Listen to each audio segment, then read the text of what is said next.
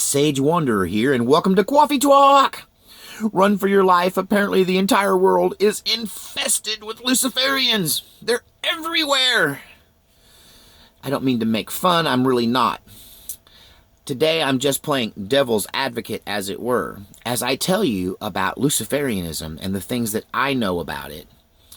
Some of them are quite believable and some of them are quite unbelievable.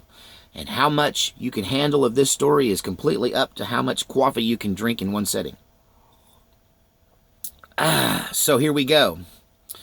Luciferianism is purported to be very widespread right now. It is purported to be the base religion for most of the elite, the deep state, the rich and famous, those that sold their soul to the devil to get what they have, and the ultimate high-level high rollers of the world are all Luciferians, apparently. Now, what does that mean? Because a lot of people think that means they go out in the woods and dance around a fire naked and sacrifice to the devil. No. Although Luciferian thought can be extremely complex, the very basics of it are pretty simple, and it goes back all the way to the story of the Garden of Eden. The big question Luciferians ask is, was Lucifer the good guy or the bad guy in the story? And now I'll kind of present it to you the way they present it. Here you are, kept animals in a cage like a zoo, in a garden. Oh yes, it's a gilded cage. Oh yes, it was very comfortable. You had whatever you wanted. You had not a care in the world, but you also had no freedom. Been a lot of talk about freedom lately. And so Lucifer went down there to give us our freedom, is what they say. And they say that the God that was holding us is not really the God that created the earth and us. It was another God that was holding us captive there. And that they freed us from that by... And also they say that that God wanted you to have that freedom of choice, or he would never have put the tree of the knowledge of good and evil in the garden. That he put it there so you would have the option of eating from it, learning the difference between good and evil, and therefore becoming your own entity and achieving eventually through much work and translation in life to godship, to Godhead, that you are a God. This is what Luciferians tell you. You are a God. You know, I recently stumbled across an interview where Lady Gaga starts talking about Abramovich, the spirit cooker woman.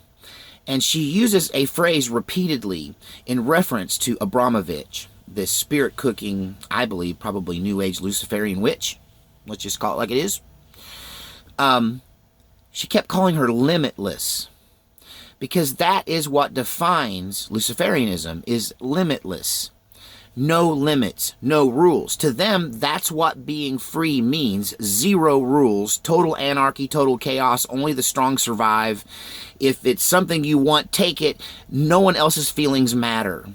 This is why cannibalism is actually at the heart and soul of Luciferianism. Because the ultimate act of putting yourself first, the ultimate act of godhood and showing that you are willing to do whatever it takes to survive and look out for yourself is the act of cannibalism. If you and I are on a deserted island and one or both of us are corrupt of spirit to think this way, it ultimately comes down to, I could eat you and survive a while longer and I might get rescued. You see how cannibalism is the ultimate disrespect. It is the ultimate looking out for number one. That cannibalism is the ultimate expression of I am more important than you are and I'm willing to prove it. That things like slavery come from this concept. That Luciferians at their heart don't have a problem with slavery. They figure if you're stupid enough and weak enough to accept slavery, you deserve it. That's why the New World Order is trying to enslave us all. And they'd be more than happy to give us the tools to stay dumb and pacified.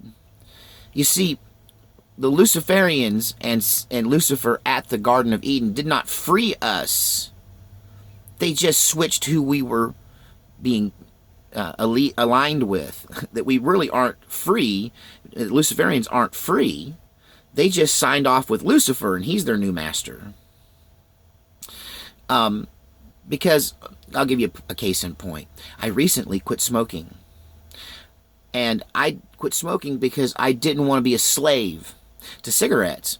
And I saw that commercial where the cigarette is shown as a little mouthy guy that's like, dude, let's go outside. Gotta go outside. You're going right now. No, I'm sorry. Stop talking. I don't care if the girl's pretty and you want to talk to her. You're going outside right now, buddy.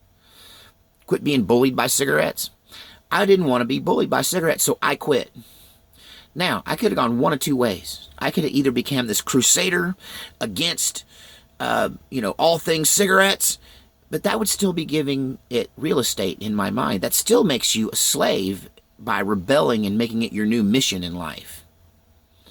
Whereas I just walked away and never looked back.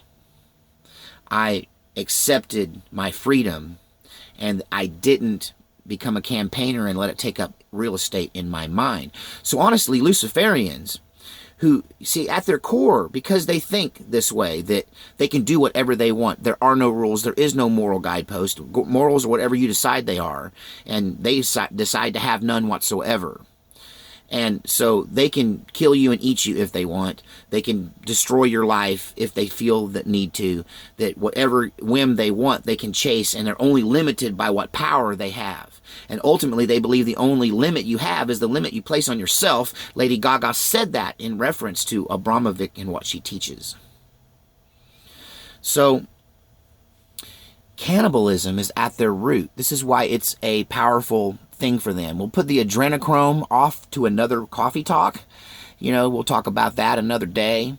But the act of cannibalism has always been an act of Luciferian worship, because ultimately they don't worship the devil. That's what you don't know.